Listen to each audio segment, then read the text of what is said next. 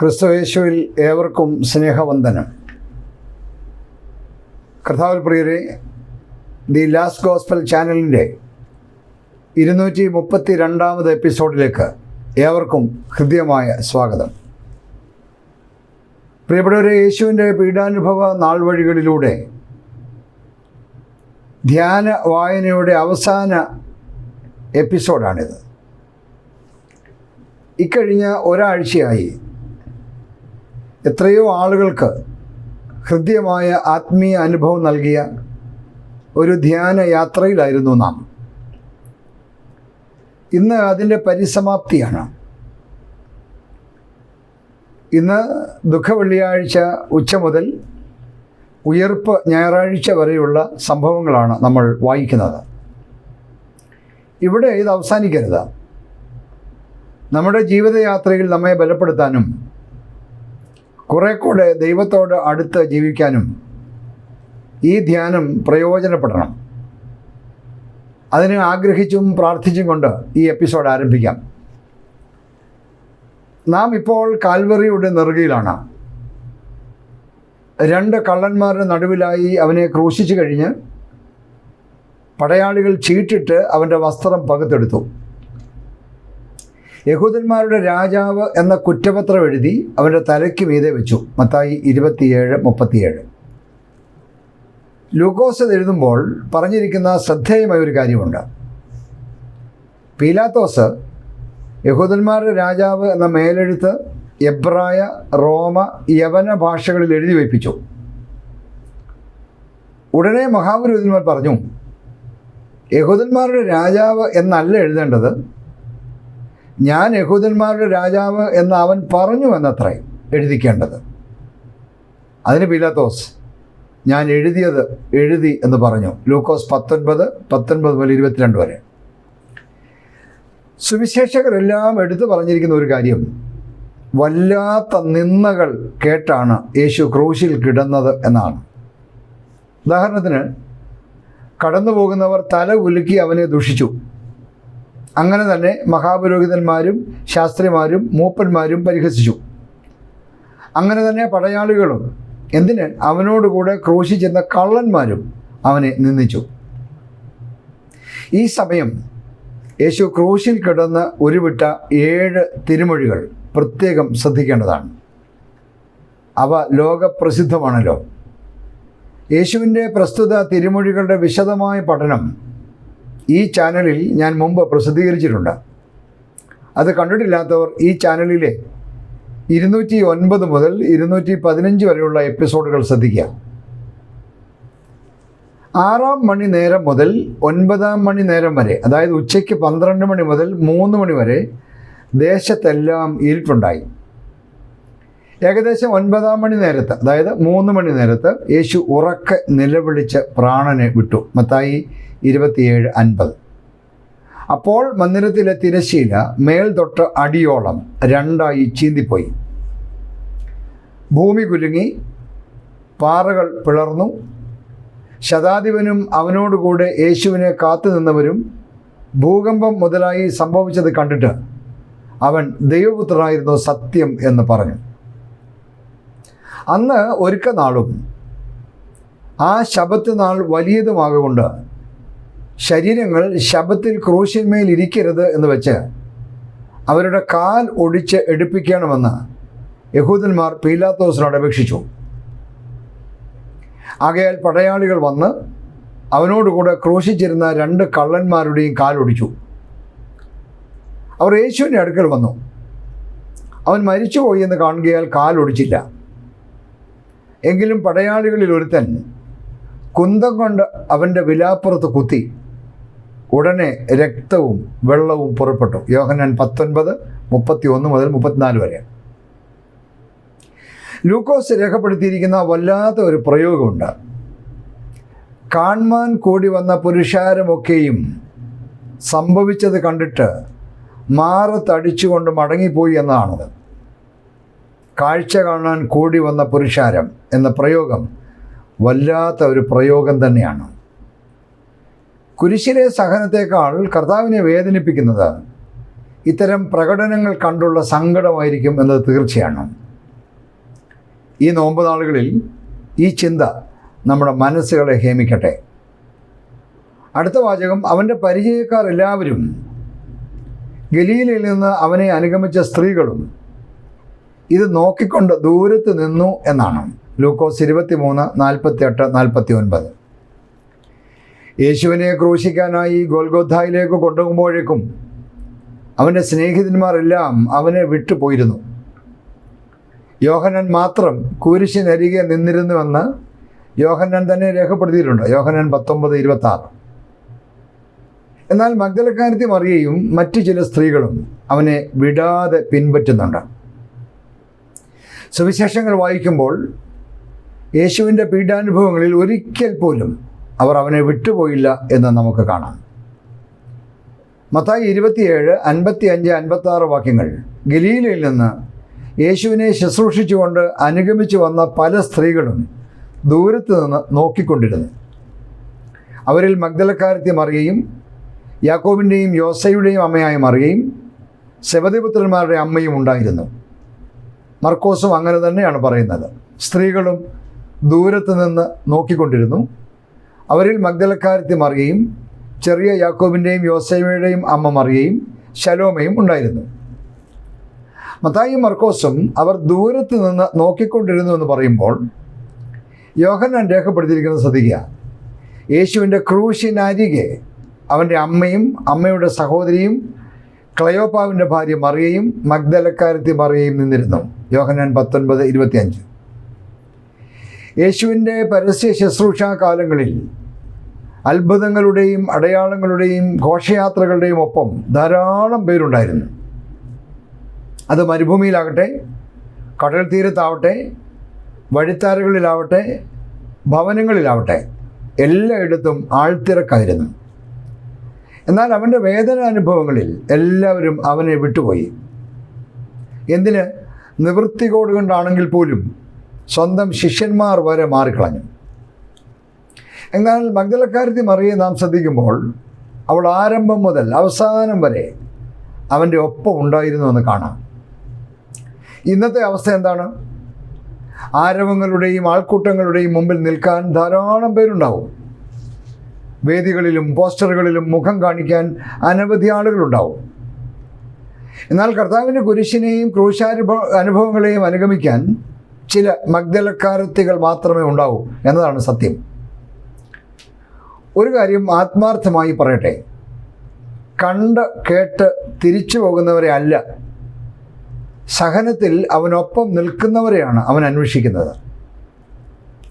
അതിന് നാം അവനെ അനുഗമിക്കുന്നവരാകണം. ഇതാ നോക്കൂ, അവസാനം വരെ അവനൊപ്പം നിൽക്കുന്ന ചിലരെ നമുക്കൊന്ന് ശ്രദ്ധിക്കാം.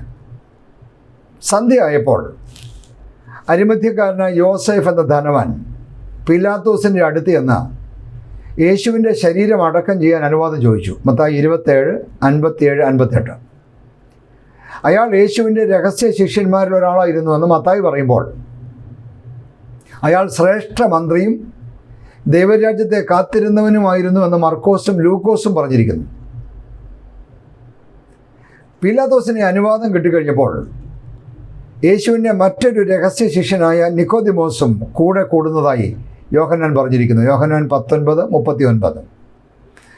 മത്തായി 27:57 നാം വായിച്ചല്ലോ, സന്ധ്യ ആയപ്പോഴാണ് യോസഫ് പീലാത്തോസിൻ്റെ അനുവാദത്തിനായി പോയതെന്ന്. ഒറ്റ ശിഷ്യൻ പോലുമില്ല, യോഹന്നാൻ പോലും. എന്നാൽ മഗ്ദലക്കാരത്തി ക്രൂശിൻ ചുവട്ടിൽ തന്നെയുണ്ട്. സന്ധ്യയായിട്ടും ആരെയും ഭയപ്പെടുത്തുന്ന അന്തരീക്ഷമായിട്ടും അവൾ കാൽവറിയിൽ തന്നെയുണ്ട്. യോഹന്നാൻ പറയുന്നത്, യോസേഫ് അനുവാദം വാങ്ങി വന്നപ്പോഴേക്കും നിക്കോദിമോസ് ഏകദേശം 100 റാത്തൽ മൂറും അകിലും കൊണ്ടുള്ള ഒരു കൂട്ട് കൊണ്ടുവന്നു. അവർ യേശുവിൻ്റെ ശരീരമെടുത്ത് യഹൂദന്മാർ ശവം അടക്കുന്ന മര്യാദ പ്രകാരം അതിനെ സുഗന്ധവർഗത്തോടു കൂടെ ശീല പൊതിഞ്ഞു കെട്ടി യോസേഫ് പാറയിൽ വെട്ടിച്ചിരുന്ന തൻ്റെ പുതിയ കല്ലറയിൽ വെച്ചു. കല്ലറയുടെ വാതിൽക്കൽ ഒരു വലിയ കല്ല് ഉരുട്ടി വെച്ചിട്ട് പോയി എന്നാണ്. മത്തായി 27:61 അതീവ ഹൃദ്യമായ ഒരു വാക്യമാണ്. കല്ലറയ്ക്കെതിരെ മഗ്ദലക്കാരത്തി മറിയയും മറ്റേ മറിയയും ഇരുന്നിരുന്നു. അതായത് എല്ലാവരും പോയിട്ടും മറിയ അവിടെ തന്നെ ഇരുന്നിരുന്നു. ഈ രാത്രി രണ്ട് പേർ മാത്രമേ യേശുവിൻ്റെ കല്ലറയുടെ സമീപത്തുള്ളൂ. അതിലൊന്ന് മഗ്ദലക്കാരത്തി മറിയയും, രണ്ടാമത്തെ തൻ്റെ കൂട്ടുകാരിയും ക്ലയോപ്പാവിൻ്റെ ഭാര്യയും യാക്കോബിൻ്റെയും യോസയുടെയും അമ്മയുമായ മറിയയുമായിരുന്നു. കാൽവറിയിലെ ഇതുവരെയുള്ള സംഭവങ്ങളെ ഞാൻ ഇങ്ങനെയാണ് മനസ്സിലാക്കുന്നത്. ഗലീല മുതൽ യേശുവിൻ്റെ ഗോൽഗോഥ യാത്രയെ അനുഗമിച്ച് ക്രൂശീകരണ സമയത്ത് അല്പം ദൂരെ മാറി നിന്ന് പട്ടാളക്കാരും മറ്റുള്ളവരും പോയി കഴിഞ്ഞ് ക്രൂശിൻ ചുവട്ടിലെത്തി നട്ടുച്ച മുതൽ ഉണ്ടായ പ്രകൃതിക്ഷോഭങ്ങളെ വകവയ്ക്കാതെ സന്ധ്യ വരെ അവിടെ തന്നെ ഇരുന്ന് യോസേഫും നിക്കോദെമോസും യേശുവിനെ അടക്കം ചെയ്യാൻ ക്രമീകരണങ്ങൾ ചെയ്യുമ്പോൾ അവരെ സഹായിച്ച് അവർ പോയി കഴിഞ്ഞും ഒരു കൂട്ടുകാരിയോടൊത്ത് കല്ലറയെ നോക്കിയിരിക്കുന്ന മഗ്ദലക്കാരത്തി മറിയയെ നോക്കൂ. എന്തൊരു സ്ത്രീയാണവൾ. ശനിയാഴ്ച, അതായത് ശബത്ത് ദിവസം. എന്നാൽ ഒരുക്ക നാളിൻ്റെ പിറ്റേ ദിവസം മഹാപുരോഹിതന്മാരും പരീശന്മാരും പീലാത്തോസിൻ്റെ അടുക്കൽ ചെന്നുകൂടി. യജമാനെ, ആ ചതിയൻ ജീവനോടിരിക്കുമ്പോൾ 3 നാൾ കഴിഞ്ഞിട്ട് ഞാൻ ഉയർത്തെഴുന്നേൽക്കുമെന്ന് പറഞ്ഞ പ്രകാരം ഞങ്ങൾക്ക് ഓർമ്മ വന്നു. അതുകൊണ്ട് അവൻ്റെ ശിഷ്യന്മാർ ചെന്ന് അവനെ മോഷ്ടിച്ചിട്ട് അവൻ മരിച്ചവരുടെ ഇടയിൽ നിന്ന് ഉയർത്തെഴുന്നേറ്റുവെന്ന് ജനത്തോട് പറയുകയും ഒടുവിലത്തെ ചതിവ് മുമ്പിലത്തേതിലും വിഷമമായി തീരുകയും ചെയ്യാതിരിക്കേണ്ടതിന് 3-ാം നാൾ വരെ കല്ലറ ഉറപ്പാക്കുവാൻ കൽപ്പിക്കുക എന്ന് പറഞ്ഞു. പീലാത്തോസ് അവരോട്, കാവൽക്കൂട്ടത്തെ തരാം, പോയി നിങ്ങളാൽ ആകുന്നിടത്തോളം ഉറപ്പ് വരുത്തുവി എന്ന് പറഞ്ഞു. അവർ ചെന്ന് കല്ലിന് മുദ്ര വെച്ചു, കാവൽക്കൂട്ടത്തെ നിർത്തി കല്ലറ ഉറപ്പാക്കി. മത്തായി 27:62 മുതൽ 66 വരെ.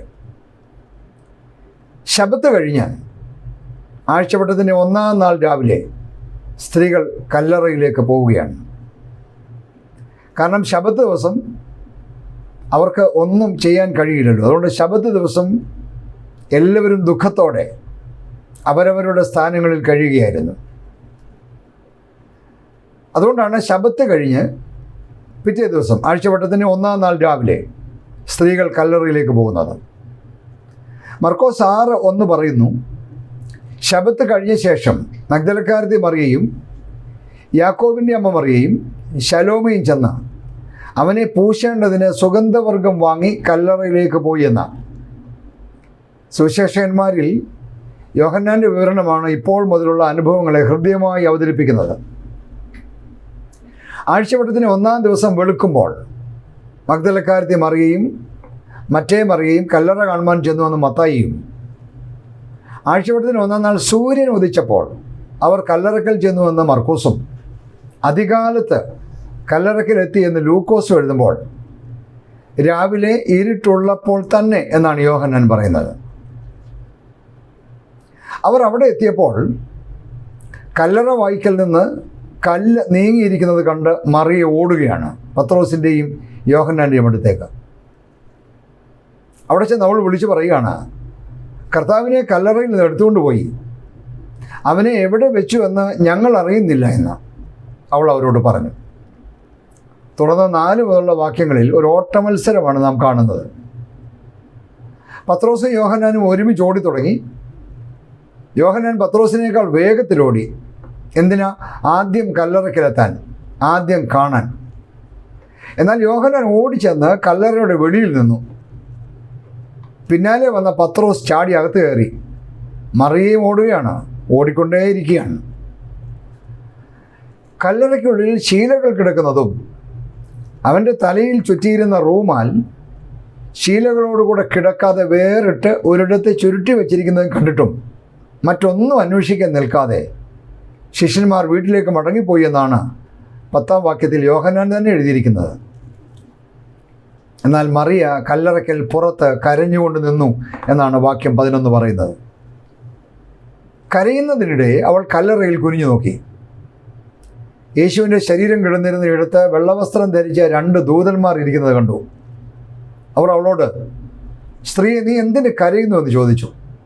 അവൾ പറയുന്ന മറുപടി ശ്രദ്ധിക്കുക, എൻ്റെ കർത്താവിനെ എടുത്തുകൊണ്ട് പോയി, അവനെ എവിടെ വെച്ചു എന്ന് ഞാൻ അറിയുന്നില്ല. ഇത് പറഞ്ഞിട്ട് അവൾ പിന്നോക്കം തിരിഞ്ഞു യേശു നിൽക്കുന്നത് കണ്ടു. തുടർന്ന് അവിടെ നടക്കുന്ന സംഭവം വിവരിക്കാനാവുന്നതിലും മനോഹരമാണ്. ഉയർത്തെഴുന്നേറ്റ കർത്താവിനെ ആദ്യമായി മഗ്ദലക്കാരത്തി മറിയ കണ്ടിരിക്കുന്നു.